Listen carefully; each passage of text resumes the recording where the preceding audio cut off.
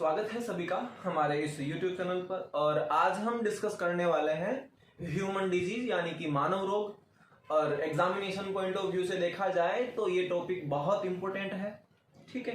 और यहाँ से एक या दो क्वेश्चंस जो हैं डेफिनेटली पुटअप किए जाते हैं, तो इसलिए ये टॉपिक आप लोगों के लिए बहुत ज़्यादा बेनिफिशियल भी रहेगा, ठीक है। तो ध्यान से समझना है क्या चीज़ है ये, ह्यूमन डिजीज के टाइप्स वगैरह हैं, सब कुछ अच्छे से जानना है, ठीक है।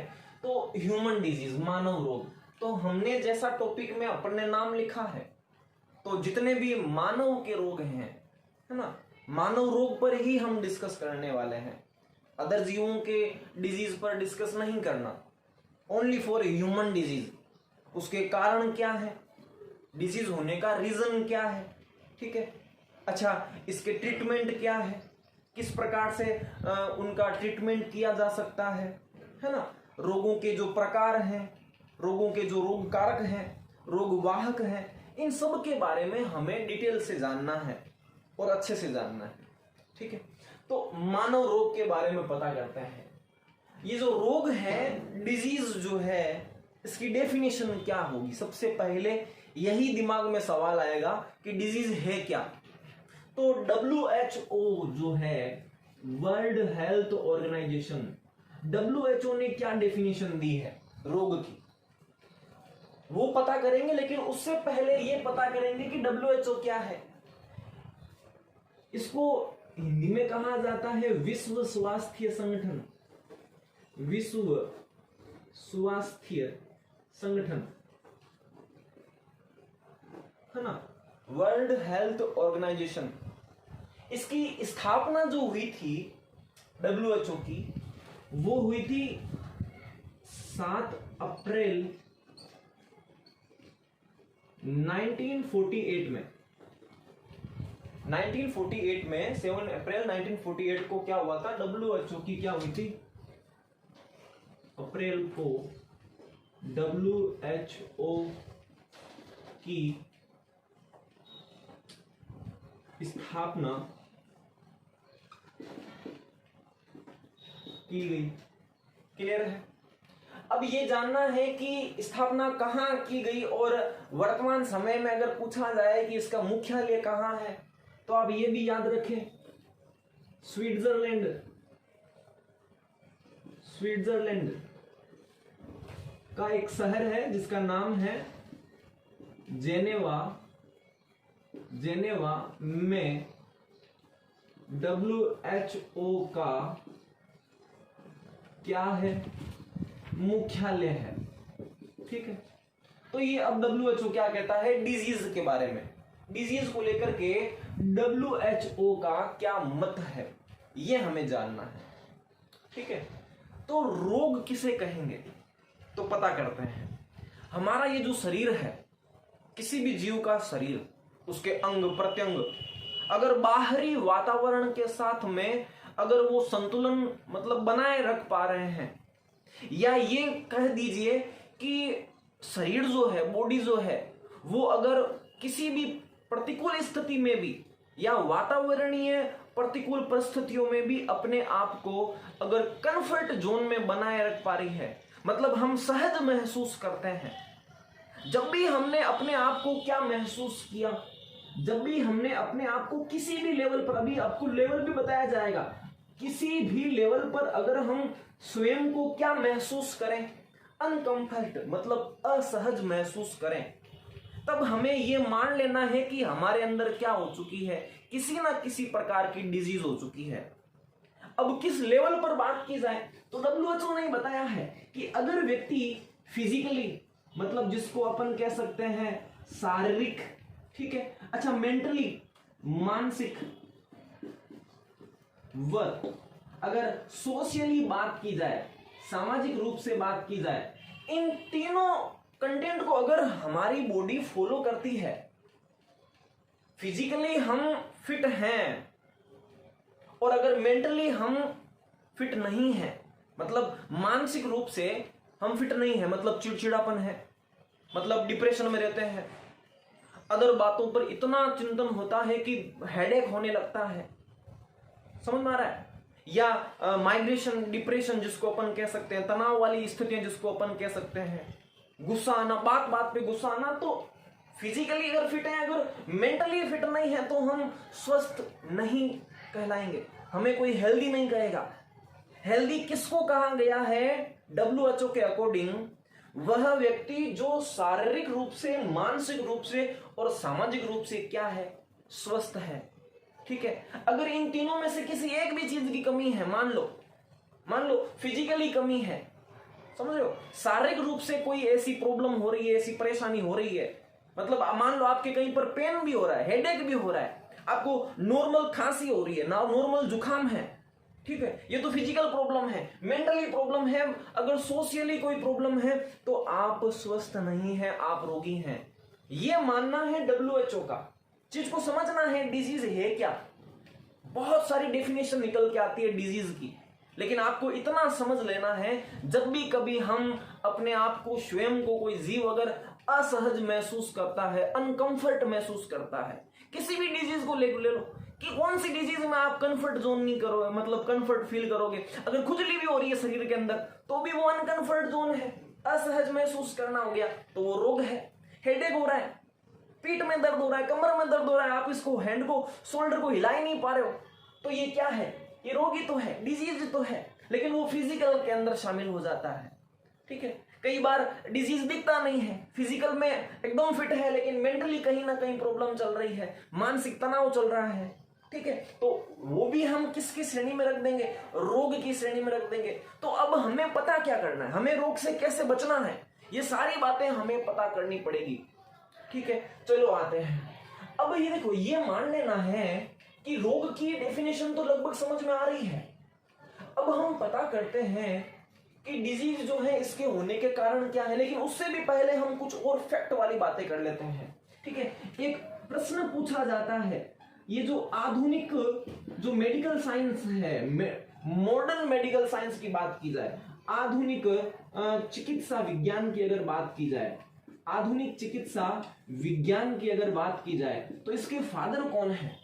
ठीक है, तो आप याद रखिएगा, बहुत इंपॉर्टेंट है और कई बार एग्जाम्स में पूछा जाता है। हिपोक्रेटस। देखो कहां कहां से प्रश्न बनेंगे वो भी हम यहां से क्लियर करते चलेंगे। आपको डेफिनेशन रोग की कोई नहीं पूछेगा, हमें तो जानना है कि रोग क्या है, वो हम जान चुके हैं, लेकिन हमारे पौराणिक ग्रंथों में क्या बातें लिखी हैं, वात पित्त और कफ का जब बैलेंस बिगड़ जाता है तब व्यक्ति क्या हो जाता है? रोगी हो जाता है। ठीक है, लेकिन मॉडर्न मेडिकल साइंस का क्या मानना है कि रोग होने का जो रीजन होता है, कोई ना कोई पैथोजन होता है। अब दिमाग में ये सवाल आता है कि ये पैथोजन क्या है? पैथोजन क्या है? पैथोजन को कहा जाता है रोगाणु। मॉडर्न मेडिकल साइंस का क्या मानना है कि किसी ना किसी भी रोग के लिए कौन जिम्मेदार है?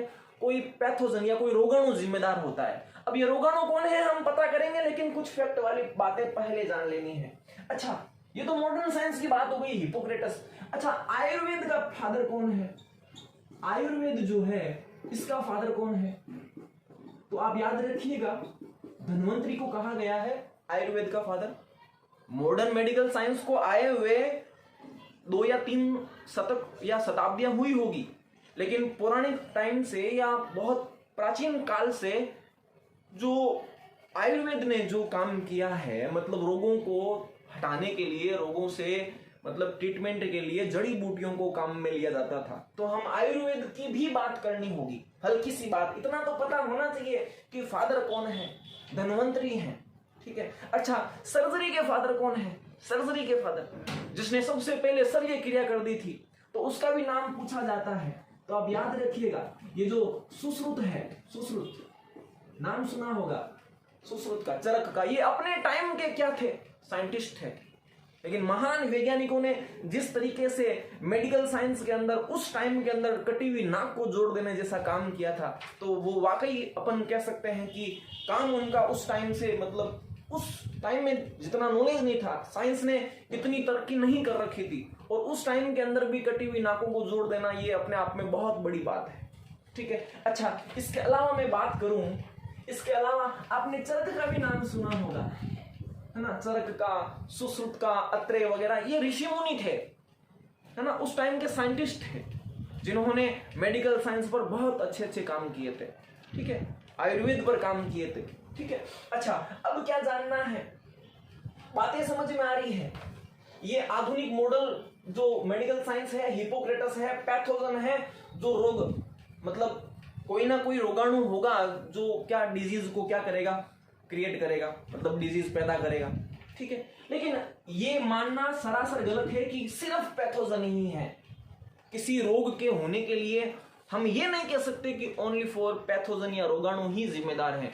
कई सारे कारक हमारे सामने आएंगे, कई सारे ऐसे फैक्टर हमारे सामने आएंगे कि हमें पता चलेगा कि नहीं, हम रोगाणुओं को जिम्मेदार नहीं ठहराएंगे 100%। हाँ, मानते हैं 50% कहीं ना कहीं पैथोजन है, लेकिन 50% अदर रीजन भी है, वो भी हम पता करेंगे। अच्छा, अब आपको देखो कुछ बातें और जाननी है, ये फैक्ट वाली बातें हैं, तो अपन ये जान लेते हैं कि डिजीज होने के कारण क्या है, रोगों के कारक कौन कौन से हो सकते हैं, कौन कौन से एजेंट हैं, कौन कौन से ऐसे फैक्टर हैं जिनकी वजह से डिजीज होती है।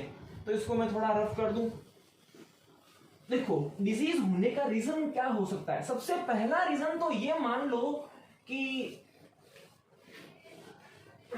सबसे पहला रीजन तो आप ये मान के चलो कि जितने भी बायोलॉजिकल एजेंट हैं, जितने भी ये जैविक कारक हैं, जितने भी जैविक कारक हैं, जिनको आप क्या कह सकते हो, जिनको आप क्या कह सकते हो, बायोलॉजिकल, क्या बायोलॉजिकल एजेंट या बायोलॉजिकल फैक्टर नंबर 1 पे अगर बात की जाए, ठीक है, तो इनके अंदर अगर बात करें ना अपन, तो आप देखोगे अलग अलग प्रकार के यहाँ पर सूक्ष्म जीव शामिल हो जाएंगे, ठीक है। जैसे अपन बात करें विषाणुओं की, या जिसको कहा जाता है वायरस, ठीक है। इसके अलावा अपन जीवाणुओं की बात करें, बैक्टीरिया की बात करें, ठीक है। अच्छा, अपन फंगस की बात करें या कवकों की बात करें, हम प्रोटोजोआ की बात करें, तो ये सारे क्या हैं, ये सारे क्या हैं, बायोलॉजिकल एजेंट हैं, मतलब जैविक कारक हैं, जिनकी वजह से हमें क्या होता है, रोग होता है। और इन रोग क्रिएट करने वालों को हम एक टर्म दे देते हैं,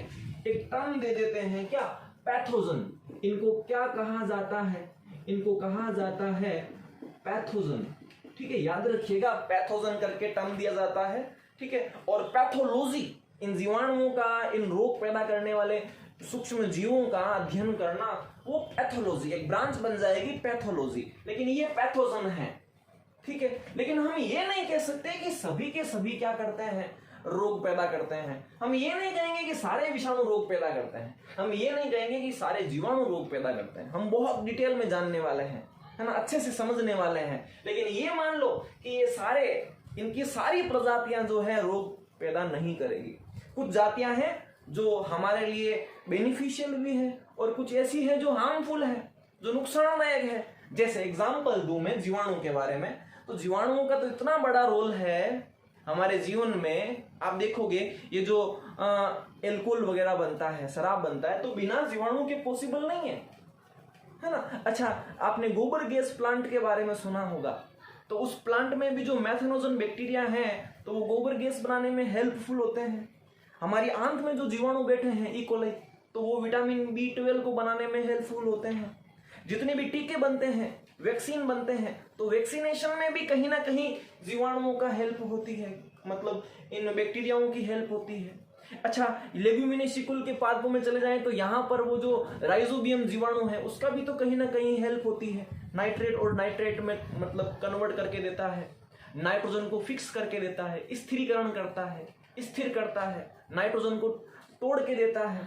समझ रहे हो मेरी बात। तो जीवाणुओं का अपने आप में रोल है। वायरस, सारे वायरस ऐसे नहीं है। आपने नाम सुना होगा जीवाणु भोजी, बैक्टीरिया फेज, लेम्बडा M13 वगैरह, ऐसे नाम सुने होंगे आपने।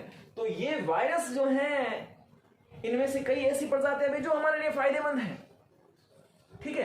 तो जैसे मैं जीवाणु भोजी की बात करूं, तो गंगा नदी का पानी जो है वो आज भी इतना फिल्टर है, इतना शुद्ध होता है ना, कि मतलब उसमें कोई कीड़ा नहीं पड़ता, है ना। तो ऐसा क्यों होता है, तो मैं आपको बता दूं कि जीवाणु भोजी जो है उस पानी के अंदर पनपने वाले जीवाणुओं को किल करने का काम करते हैं। कवकों की बात की जाए, तो ये भी सारे, हम नहीं कहेंगे कि कवक सारे, जितने भी कवक हैं दुनिया के, वो सारे रोग पैदा करेंगे। तो कवक कुछ ऐसे भी हैं जैसे अपन सेक्रोमाइसिस सेरेविसी की बात करें तो बेकरी उद्योग में बहुत बड़ी हेल्प है। बेकरी उद्योग सुना होगा, जहां डबल रोटी, पाव, केक वगैरह बनता है, तो वहां पर इस कवक की सेक्रोमाइसिस सेरेविसी की बहुत बड़ी हेल्प है। ठीक है, आपने नाम सुना होगा पेनिसिलिन का, पेनिसिलिन नोटेटम, है ना, कवक ही है, लेकिन उससे पहली एंटीबायोटिक बना दी थी अलेक्जेंडर फ्लेमिंग ने। ठीक है, प्रथम विश्व युद्ध के दौरान जो घायल सैनिक थे, है ना, उनके ट्रीटमेंट के लिए उस टाइम के अंदर वो एंटीबायोटिक जो बनाई गई थी पेनिसिलिन कवक से बनाई गई थी, तो वो कवक यही है ना, समझ में आ रही है। अच्छा, प्रोटोजोआओं का भी अपने आप में हेल्प है, लेकिन डिजीज हमें कवर क्या करना है, हमें तो इनका जो पैथोजन, जो रिएक्शन है, रोगाणु का जो कैरेक्टर है, उसके बारे में पता करना है। नंबर 2 पे बात की जाए तो आप देखोगे कि ये जो पोषण संबंधी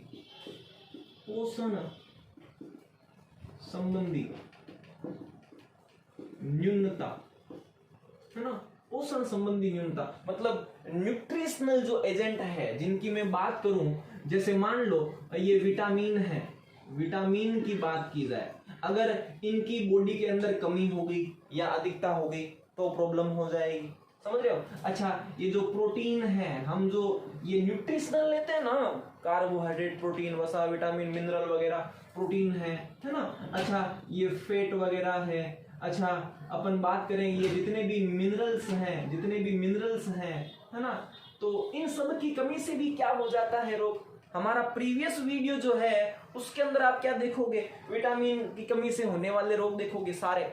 ए से आप देखोगे रतौंधी है, बी से बेरी, स्कर्वी, रिकेटस, है ना, इनफर्टिलिटी, थक्का ना बनना, ये सारे डिजीज तो हैं जो रोगाणु से नहीं हुए हैं, जो पोषक तत्व मतलब जो अपना न्यूट्रिएंट है, कहीं ना कहीं किसी ना किसी न्यूट्रिएंट की कमी से हुआ है, समझ रहे हो। इसी प्रकार प्रोटीन की कमी हो गई तो आपने नाम सुना होगा, क्वाशियोर नाम सुना होगा, मेरस्मस नाम सुना होगा। ठीक है, तो मिनरल में भी आप देखोगे आयरन की कमी हो गई तो एनीमिया हो जाएगा, समझ रहे हो। कैल्शियम की कमी हो गई तो हमारी बॉडी के अंदर जो अस्थि छिद्रता है ना, ओस्टियोपोरोसिस है, ऐसे रोग हो जाते हैं। तो कहने का मतलब क्या, हम क्या पढ़ रहे हैं, हम रोग होने के कारण पढ़ रहे हैं, किन वजह से, ऐसे कौन से कारण हैं जिनकी वजह से रोग हो सकते हैं। तो हमारा यह कहना गलत होगा कि सिर्फ और सिर्फ जैविक कारक ही जिम्मेदार हैं, ये कहना गलत होगा। इसीलिए हम पहले इस चीज को हम डिस्कस कर रहे हैं। ठीक है, थर्ड नंबर पे मैं क्या लेके आऊंगा, ये जो जैव रासायनिक, जो बायोलॉजिकल जो केमिकल हैं, जैव रासायनिक कारक। जैव रासायनिक कारकों की अगर बात की जाए ना, तो आप देखोगे कि जैसे अपन ले लेते हैं हार्मोन को। मान लो आपकी बॉडी के अंदर हार्मोन कोई कम हो गया, मान लो कि इंसुलिन बन ही नहीं रहा, तो कौन सा रोग हो जाएगा, मधुमेह, डायबिटीज, शुगर, जिसको आप इन नामों से जानते हो। तो हार्मोन अगर कम हो गए या हार्मोनों की अधिकता हो गई, हाइपोसिक्रेशन से और हाइपर सिक्रेशन से, हार्मोन का अगर कम स्राव हुआ तो भी दिक्कत है, ज्यादा स्राव हुआ तो भी दिक्कत है, क्योंकि रोग हो जाएगा, डिजीज हो जाएगी, और इतनी गंभीर बीमारियां कि मतलब उनका ट्रीटमेंट भी इजी वे में पॉसिबल नहीं होता, समझ रहे हो। कोई को थायरोक्सिन ज्यादा बन रहा है, किसी में थायरोक्सिन बन ही नहीं रहा, किसी में ग्रोथ हार्मोन नहीं बना, बोना रह गया, बहुत ज्यादा बन गया तो बहुत ज्यादा लंबाई बढ़ गई, समझ में आ रही मैं क्या कहना चाह रहा हूं। तो वही चीजें हैं, हार्मोन है ना। अच्छा, आप देखोगे एंजाइम है, ये नहीं बन पाए बॉडी के अंदर, तो भोजन का डाइजेशन वगैरह पॉसिबल ही नहीं है।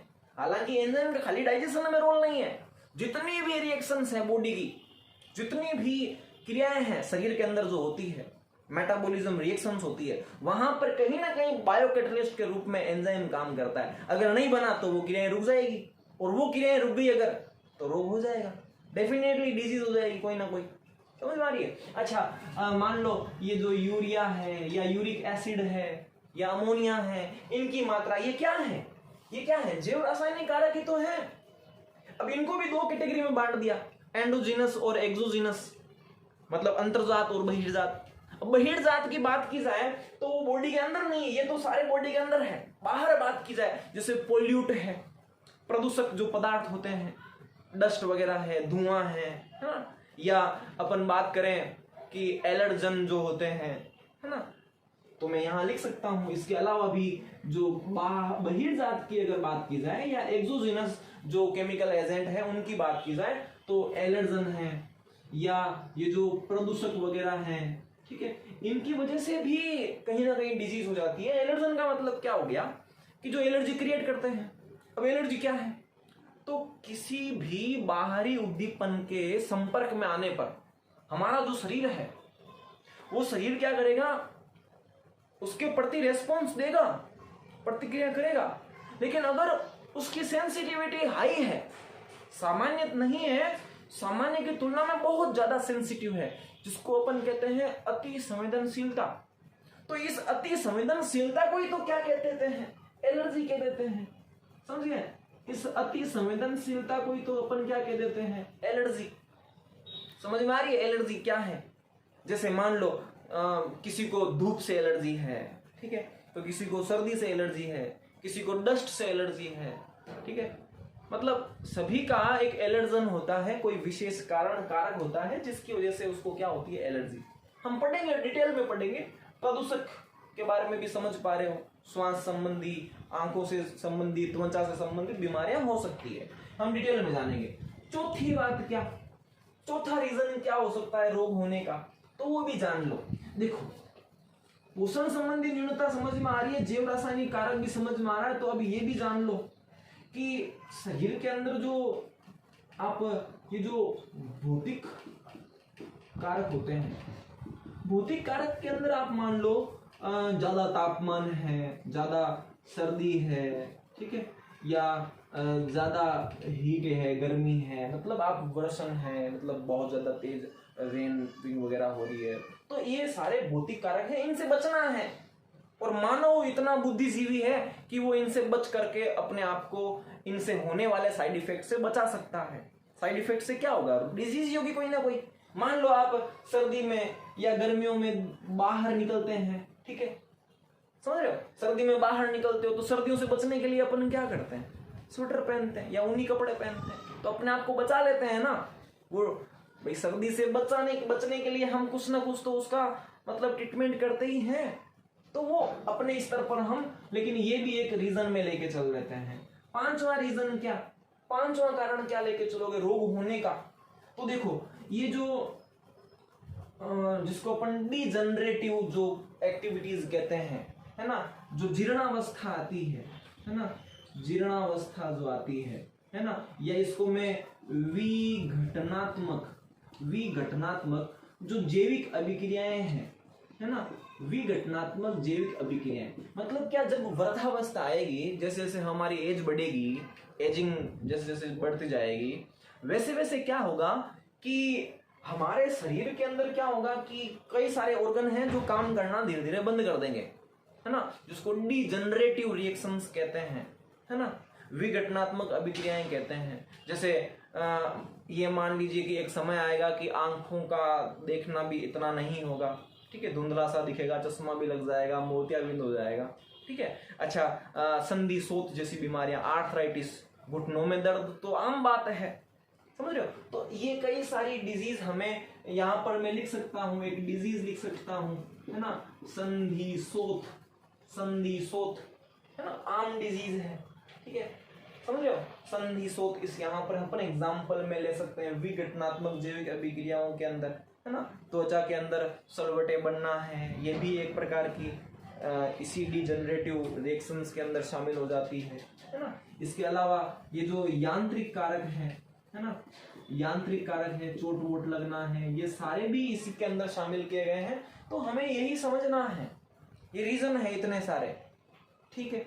और एक और ले सकते हो आप, सातवां रीजन और ले सकते हो, ये जो आपका दैनिक जीवन है, दैनिक जो गतिविधियां हैं,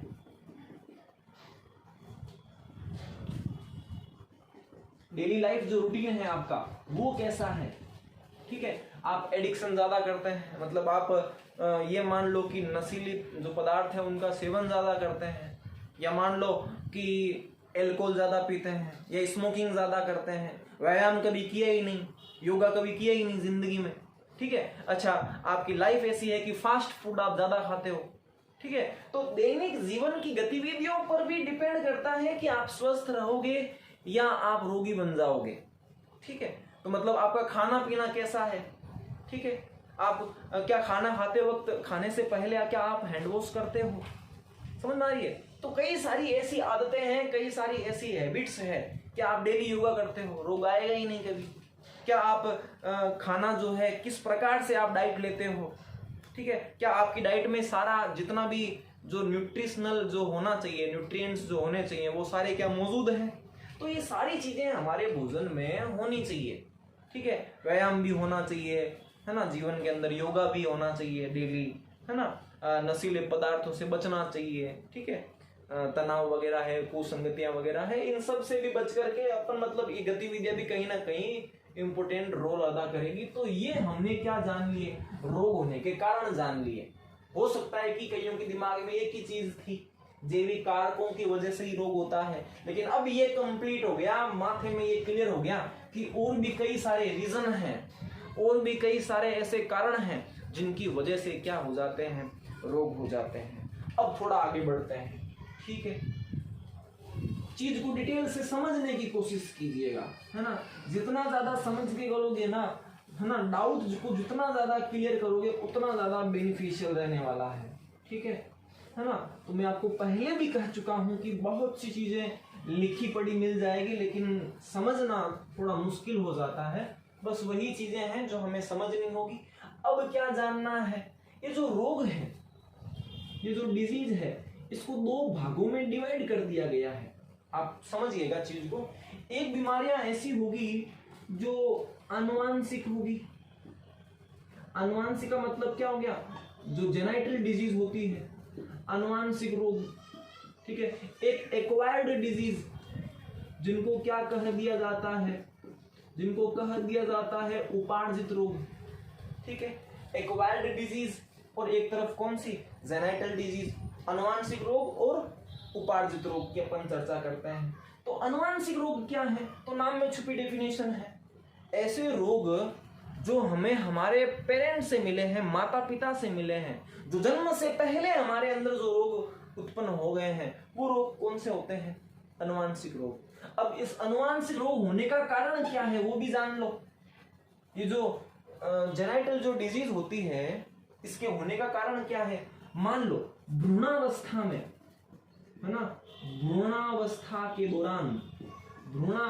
दौरान, ठीक है, कोई उत्परिवर्तन हो गया, है ना, गुणसूत्र में, गुणसूत्र या जीनी संरचना में बदलाव के कारण, है ना। मतलब भ्रूणावस्था के दौरान जब भ्रूण में हम पल रहे होते हैं, उस टाइम के अंदर, है ना, प्रेगनेंसी का जब टाइम चल रहा होता है मदर का, उस टाइम के दौरान क्या होता है कि हमारे जो क्रोमोसोम है कितने हैं, 44 प्लस XY। ये तो मेल में, ठीक है, ये तो किस में, मेल में। अगर फीमेल की बात की जाए, तो फीमेल में कौन से हैं, 44 प्लस XX, ठीक है। तो मान लो एक डिजीज, जैसे मैं आपको बताऊं कि ये 44 प्लस XX है। एक एग्जाम्पल दे देता हूं मैं यहां पर। जैसे आपने नाम सुना होगा एडवर्ड सिंड्रोम, है ना, एडवर्ड सिंड्रोम। इस सिंड्रोम में क्या होता है, यहां क्या होता है, जो 21वां गुणसूत्र है, 21वां गुणसूत्र जो होता है, उसकी 21वां गुणसूत्र एक अतिरिक्त, मतलब एक्स्ट्रा, अतिरिक्त क्या बना लेता है, अतिरिक्त प्रतिलिपि बना लेता है, अब अतिरिक्त प्रतिलिपि बन गई, मतलब ट्राइसोमी हो गई। मतलब अब कितने हैं क्रोमोसोम, कितने हो गए यहाँ पर, है ना। तो यहाँ पर क्या होगा, 45 प्लस XX या XY, ये मेल फीमेल दोनों में हो सकता है एडवर्ड सिंड्रोम। 44 प्लस XX के दो, या 44 प्लस 45 प्लस XY के दो। तो यहाँ पर क्रोमोसोम कितने हो गए, 47 हो गए। होने कितने चाहिए, 46। तो गंभीर बीमारी हो गई। इसके अलावा एक एग्जांपल और ले लेता हूं मैं यहाँ पर, जैसे टर्नर सिंड्रोम है। टर्नर सिंड्रोम ये फीमेल में होता है। टर्नर सिंड्रोम, इसमें क्या होता है कि एक एक्स क्रोमोसोम जो है वो नहीं पाया जाता। तो 44 प्लस एक्स 0, 44 प्लस एक्स 0 मतलब यहां क्रोमोसोम कितने हो गए? 45। होने चाहिए कितने? 46। लेकिन यहां पर एक एक्स क्रोमोसोम अब्सेंट है। इस वजह से यहां पर एक घातक बीमारी हो चुकी है फीमेल के अंदर, Turner syndrome. Turner syndrome, Klinefelter syndrome आप सुनोगे, क्लाइनफेल्टर सिंड्रोम, क्राइडुचेट सिंड्रोम, कई सारे सिंड्रोम पढ़ेंगे अपन, समझ में आ रहा है? ठीक है। इसी प्रकार जीनी संरचना में बदलाव हो गया। क्रोमोसोम गुणसूत्र की संख्या ज्यादा या कम, गुणसूत्र की संख्या या तो ज्यादा होगी या कम होगी तो गड़बड़ी हो जाएगी, है ना। इसके अलावा जीनी संरचना में बदलाव आ गया। जीनी संरचना में मतलब यहां आप इसको शो करवा सकते हो। मान लो एक्स क्रोमोसोम पर कोई जीन है जो अब सामान्य हो चुकी है, एबनॉर्मल हो चुकी है, तो अब वहां पर जो रोग हो सकता है, हीमोफीलिया, नाम सुना होगा, हीमोफीलिया, है ना, वर्णांधता, है ना, जो कलर ब्लाइंडनेस होती है, वर्णांधता, ठीक है, ये जो थैलेसीमिया, थैलेसीमिया, है ना, ये जो सिकल सेल एनीमिया, तो ये कुछ रोग हैं, कुछ डिजीज हैं जो जीनी संरचना में बदलाव के कारण हो जाती है। ठीक है। या मान लो जन्म से, जब जन्म हुआ तब से ही बच्चे का या जो न्यूबॉर्न बेबी है उसका होठ कटा हुआ है, या एक ईयर नहीं है, समझ रहे हो, या भंगापन है, मतलब कोई ना कोई त्रुटि हो गई है जीनी संरचना में या क्रोमोसोम के अंदर, इस वजह से कोई ना कोई एबनॉर्मलिटी उसमें आ गई है। तो वो सारी बीमारियां जो हमें पेरेंट से मिली है वो कौन सी बीमारियां हो जाएगी? आनुवंशिक बीमारियां, जेनेटिक डिजीज, ठीक है, जो हमें पेरेंट से साथ में मिली है, ठीक है, वो तो कौन सी बीमारियां हो गई? आनुवंशिक। अब ऐसी बीमारियां जो हमने जन्म लेने के बाद प्राप्त की है, बाहरी वातावरण से या कहीं से भी, हमने उनको एक्वायर्ड किया है, जन्म से पहले वो नहीं थी, जन्म लेने के बाद हमारे अंदर वो डिजीज आ गई है, किसी ना किसी वाहक के माध्यम से आई हो या अदर किसी और रीजन से आई हो, तो वो सब बातें हम यहाँ करने वाले हैं। उपार्जित रोग, ऐसे रोग जो जन्म के बाद होते हैं, जन्म के बाद हमने उनको अर्जित किया है, ऐसी बीमारियां कौन सी हो जाएगी? उपार्जित बीमारियां। ठीक है, इतनी बात समझ में आ रही है। तो अब देखो, इन उपार्जित रोगों को भी हमने दो पार्ट में डिवाइड कर दिया है। इसको थोड़ा मैं रफ कर दूं, ठीक है। ये जो एक्वायर्ड डिजीज है इसको हम दो पार्ट में डिवाइड कर सकते हैं। ये जो उपार्जित रोग है इसको हम दो पार्ट में डिवाइड कर सकते हैं। नंबर एक क्या? संक्रामक रोग, और दूसरे क्या? असंक्रामक रोग, है ना। इसको भी हम दो पार्ट में डिवाइड कर सकते हैं। कम्युनिकेबल डिजीज, है ना, संक्रामक रोग, और नॉन कम्युनिकेबल, संक्रामक रोग। और नंबर दो पे अपन बात करते हैं किसकी? असंक्रामक रोगों की, नॉन कम्युनिकेबल, है ना, या नॉन इन्फेक्शियल। ये इन्फेक्शियल डिजीज है, ये नॉन इन्फेक्शियल डिजीज है, संक्रमण नहीं होता। ठीक है, यहां संक्रमण होगा, एक रोगी व्यक्ति से स्वस्थ व्यक्ति में वो रोग फैलेगा, तो वो बीमारियां तो कौन सी हो गई? संक्रामक बीमारियां हो गई। असंक्रामक बीमारियां मतलब कैसे भी नहीं फैलेगी, चाहे आप उसके साथ पूरा जीवन निकाल लेते हैं, उसके साथ खाते हैं, पीते हैं, सोते हैं, फिर भी वो बीमारी नहीं होगी। असंक्रामक, देखो नाम में छुपा है यार, कोई ऐसी कोई बात ही नहीं है कि समझने लायक नहीं है। तो देखो, असंक्रामक बीमारियों में आप क्या देखोगे, जैसे किसी का दुबलापन है, किसी में मोटापा है, तो दुबलापन जिसमें है उसके साथ सोने से, उठने से, बैठने से हमें पतलापन या वो जो मोटापा है हमें नहीं होगा। किसी को घुटनों की बीमारी है, कोई दिव्यांग है, दिव्यांग मतलब कोई किसी का पैर नहीं है, तो वो भी तो रोगी है एक तरीके से। तो ऐसा नहीं है कि उसके साथ रहने से हमें भी एक पैर टूट जाएगा या गायब हो जाएगा, ऐसा कुछ नहीं होता। ठीक है, किसी को शुगर है, डायबिटीज है, तो आपको वो डायबिटीज नहीं होने वाला। समझ रहे हो? उसके साथ रहने से वो बीमारियां कैसी है? असंक्रामक। किसी को एलर्जी है तो उसके साथ रहने से, खाने पीने से हमें वो एलर्जी नहीं होगी। तो हम बातें करेंगे कैंसर, सबसे अच्छा एग्जांपल कैंसर, ठीक है। तो ये सारी डिजीज कौन सी हो जाएगी? नॉन कम्युनिकेबल, कैसे भी कैसे भी नहीं फैलेगी, ना हवा से, ना भोजन से, ना संपर्क से, ना मिट्टी से, है ना, कैसे भी नहीं फैलेगी, ना ब्लड से, ठीक है। तो नहीं फैलेगी। वो बीमारियां कौन सी है? असंक्रामक बीमारियां हैं। संक्रामक रोग क्या होते हैं? ऐसे रोग जो एक रोगी व्यक्ति से स्वस्थ व्यक्ति में फैल जाती है, ठीक है। और फैलाने का काम कौन करता है? कोई ना कोई कैरियर जो होता है, वाहक जो होता है, ठीक है। जैसे मिट्टी के द्वारा, पानी के द्वारा, किसी बायोलॉजिकल एजेंट के द्वारा, मक्खियों के द्वारा, ठीक है, हवा के द्वारा, संपर्क से, स्पर्श से, छूने से, है ना, कैसे भी फैल सकती है। वो बीमारियां कौन सी है? संक्रामक बीमारियां। और असंक्रामक बीमारियां इजी वे में समझ में आ रहा है, यहां लिखने की जरूरत नहीं है। अब अपन चर्चा कर लेते हैं संक्रामक रोगों पर, ठीक है, क्लियर कर लेते हैं। और इनकी बातें करनी पड़ेगी हमें, विषाणुओं की, जीवाणुओं की, कवकों की और प्रोटोजोआ से होने वाले बीमार रोगों के बारे में। तो संक्रामक रोग के बारे में थोड़ी चर्चा कर लेते हैं। क्या है ये कम्युनिकेबल डिजीज जो रोगी व्यक्ति से स्वस्थ व्यक्ति में जाएगी, ठीक है। तो देखो, अब वायरस वाली डिजीज के बारे में पता करते हैं थोड़ा।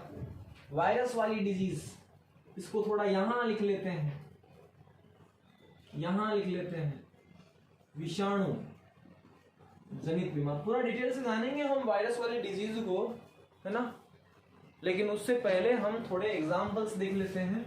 विषाणु से होने वाली डिजीज जो है, नंबर 1 जैसे चिकन पॉक्स है, ठीक है, जैसे चेचक, जिसको आप कहते हो क्या, जिसको आप क्या कहते हो? बड़ी माता, है ना। जैसे आप चिकन पॉक्स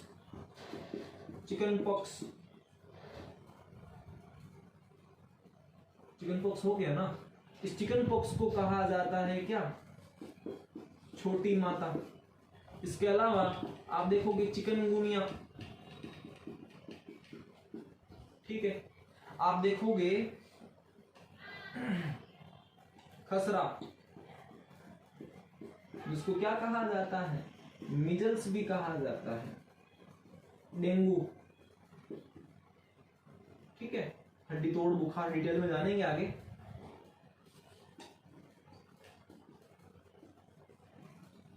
हेपेटाइटिस, ठीक है,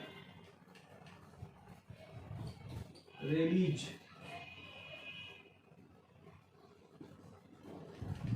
पोलियो सबसे घातक, एड्स, यहां लिख रहा हूं। इसके बाद नाम सुना होगा स्वाइन फ्लू, ठीक है, नाम सुना होगा SARS, severe acute respiratory syndrome, SARS, swine flu, AIDS. Corona का तो नाम लेना ही होगा ऑब्वियसली, ठीक है। सामान्य जो जुखाम वगैरह है, ठीक है, कॉमन जो कफ वगैरह होता है, जुखाम वगैरह है, वो भी इसके अंदर शामिल है, ठीक है। और कौन सी बीमारियां हैं? अच्छा, ये जो बर्ड फ्लू है, अच्छा ये जो आई फ्लू है, इसको आप कह सकते हो क्या?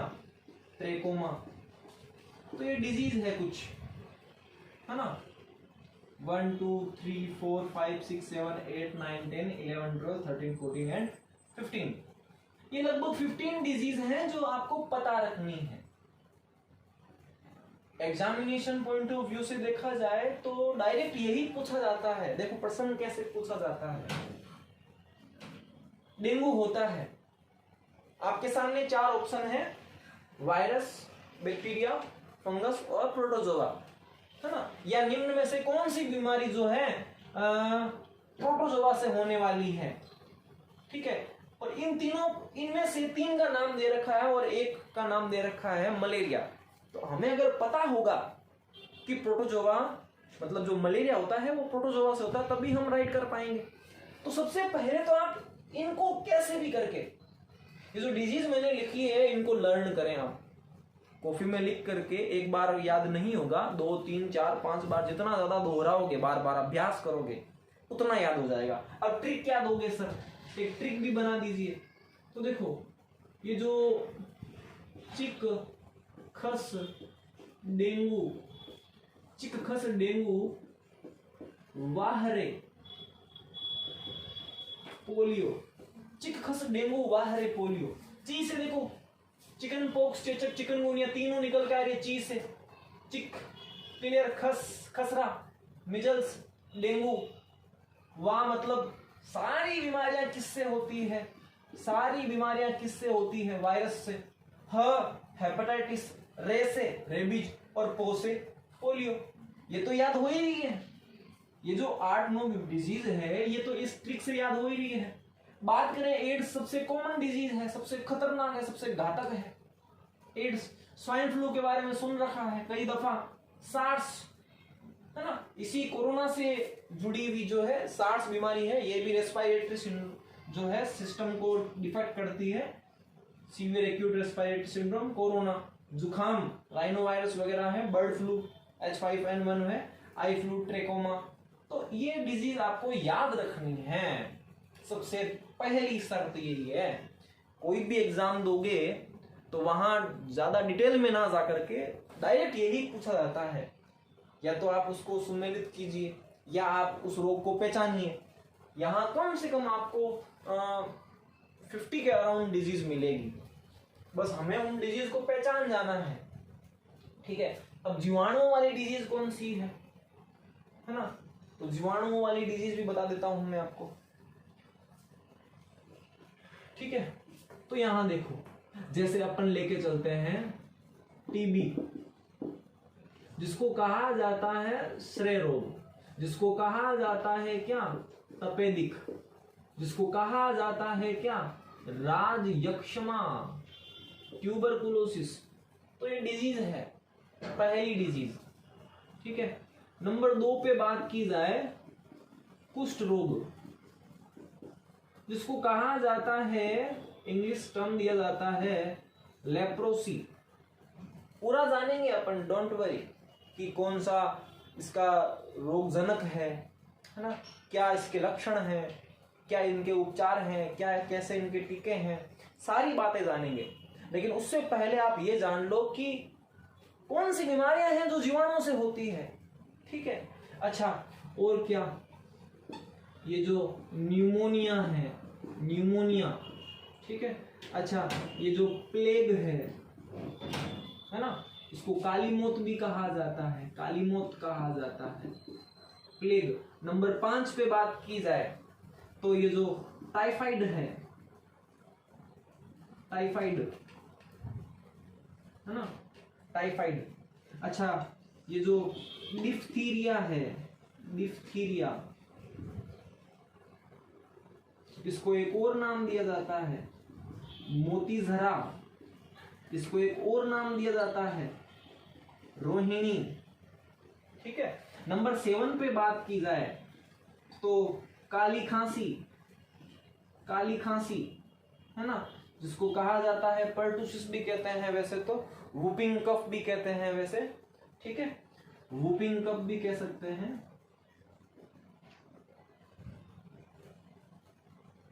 ठीक है, नंबर 8 पे अगर बात करूं तो सिफिलिस वगैरह है, सिफिलिस एसटीडी है। ठीक है, नंबर 9 पे अगर बात करूं तो नाम सुना होगा सुजाक, ये भी कौन सा रोग है, एसटीडी, सेक्सुअल ट्रांसमिटेड डिजीज। इसको कहा जाता है वैसे एक और नाम दिया जाता है गोनेरिया। ठीक है, नंबर 10 पे बात करूं मैं तो हैजा, इसको कहा जाता है कोलेरा, हैजा का एक और नाम है कोलेरा। इसको एक और नाम दिया गया है विसुचिका, विसुचिका। 11 नंबर पे बात करूं टिटनेस, इसको एक और नाम दिया गया है लोकजा डिजीज, लोकजा डिजीज। नंबर 12 पे बात करूं अतिसार, अतिसार इसको क्या कहते हैं डायरिया। ठीक है, तो ये कुछ डिजीज है। जो कौन सी डिजीज है, एक और नाम याद रखिएगा नंबर 13 पे, मेनिंजाइटिस, मेनिंजाइटिस, मस्तिष्क आवरण शोथ।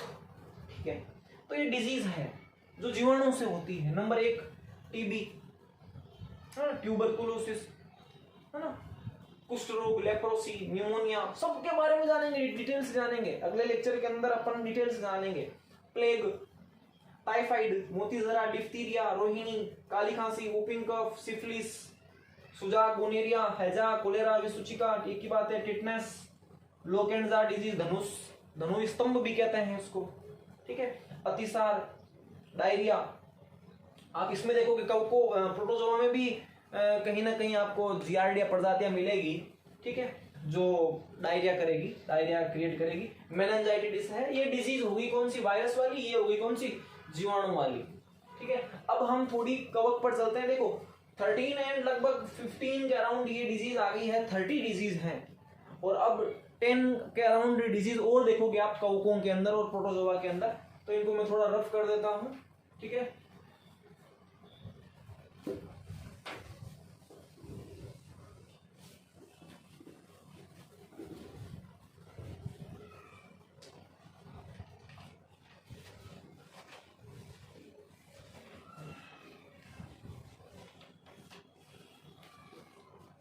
अब प्रोटोजोआ वाली जान लो थोड़ी। प्रोटोजोआ प्रोटिस्टा में रखा गया है। प्रोटोजोआ को डिटेल में जानेंगे। फिलहाल आप रोगों के बारे में जान लो और इनको आप एक बार लर्न कर लेना, ताकि अगले वीडियो के अंदर आपको इनके लक्षण वगैरह हैं, रोगों के टीके वगैरह हैं, उपचार वगैरह हैं, ये सारी बातें हमें बचाव वगैरह जाननी पड़ेगी। ठीक है, प्रोटोजोआ में सबसे अच्छा एग्जाम्पल आप लेके चलो मलेरिया, बहुत अच्छा एग्जाम्पल है। अच्छा, निद्रालु व्याधि, नींद आती है बहुत ज्यादा, इसको वैसे कहा जाता है, एक और नाम दिया जाता है ट्रिपेनोसोमियासिस,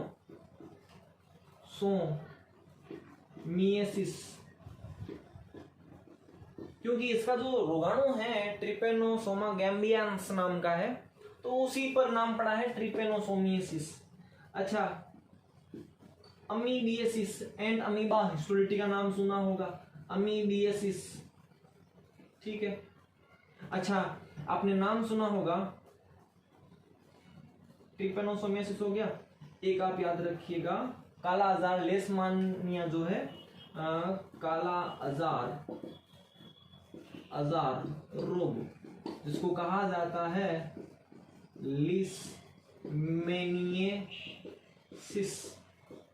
ठीक है, ट्रिपेनोसोमियासिस हो गया। एक और याद रखें,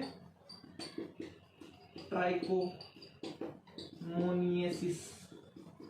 ट्राइकोमोनियासिस, वैसे ये एक्चुअल में डिजीज जो है वो फीमेल की है, श्वेत प्रदर, व्हाइट वाटर वाली है। तो ये कुछ डिजीज है 1 2 3 4 5 के आसपास। ठीक है, तो ये आप याद रखिएगा, मलेरिया है, निद्रालु व्याधि है, अमीबियासिस है, काला आजार है और ट्राइकोमोनियासिस है, श्वेत प्रदर। ये प्रोटोजोआ से होने वाली बीमारी है कुछ। ठीक है, अब कवक वाली भी जान लो, कवक वाली।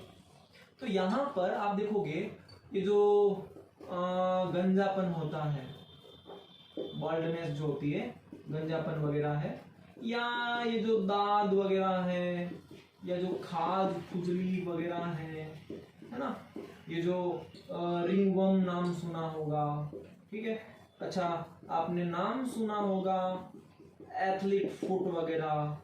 ठीक है, तो ये सारी कवक से जुड़ी हुई है, दांत खाद खुजली वगैरह। ठीक है, और एथलीट फुट है, गंजापन है, तो ये डिजीज है। आप वैसे हेलमेंथीज वाली डिजीज भी जानोगे। ठीक है, जिसमें आप एलिफेंटियासिस, हाथी पांव है, नारू रोग है, हालांकि उनका उन्मूलन हो चुका है, भारत से, विश्व से उन्मूलित हो चुके हैं वो रोग, फिर भी हमें पढ़ना होगा। ठीक है, तो कुछ बातें हैं और भी रोग में जाननी है। तो ये पैथोजन थे कुछ हमारे सामने, जीवाणु, विषाणु, कवक और प्रोटोजोआ। हम पढ़ रहे हैं कम्युनिकेबल डिजीज, संक्रामक बीमारियां, और अगले लेक्चर के अंदर हमें डिजीज के बारे में डिटेल से 1 by 1 जानना है। जैसे जीवाणुओं की हमने लगभग 13 डिजीज लिखी थी, वायरस वाली हमने 15 डिजीज लिखी थी। तो हमने 15 और वो जो 13 डिजीज हैं, ये जो 10 अराउंड डिजीज और सामने आई है, लगभग 40 के अराउंड डिजीज है। ये 40 डिजीज पर हमें डिस्कस करना होगा। अगर एग्जाम के अंदर हमें ये कोई भी एग्जाम देंगे तो वहां पर अगर 2 या 3 प्रश्न जो पूछे जाते हैं डिजीज से जुड़े हुए, वो अगर क्लियर करने हैं तो एकदम इजी वे के अंदर इनको हमें लर्न करना ही पड़ेगा। एक बार नहीं, 2 बार नहीं, बार बार अगर अपन इसको अभ्यास में लेके आएंगे, है ना, नियमित रूप से अगर अपन स्टडी करते हैं, पढ़ते हैं, नोट्स बनाते हैं, मेंटेन करते हैं, लिखते हैं, तो बार बार लिखने पढ़ने से जरूर याद हो जाएंगे, इजी वे में याद हो जाएंगे। ठीक है, थोड़ा संयम बनाए रखें और इसको ज्यादा से ज्यादा पढ़ें आप। ठीक है, नेक्स्ट जो लेक्चर होगा अपना, ठीक है, वो होगा बैक्टीरियल डिजीज पर, उसके बाद वायरल डिजीज, उसके बाद फंगल डिजीज, उसके बाद प्रोटोजोवन डिजीज। ठीक है, तो हमें कम से कम 3 पार्ट तो बनाने ही पड़ेंगे। ठीक है, एक पार्ट में सारा कुछ क्लियर कर पाना पॉसिबल नहीं है। ठीक है, हाँ, ऊपरा ऊपरी अगर बातें की जाए तो भले ही एक लेक्चर के अंदर हम क्लियर कर सकते हैं, लेकिन हमें ऐसा नहीं करना। ठीक है, तो thanks a lot for watching me. Thank you.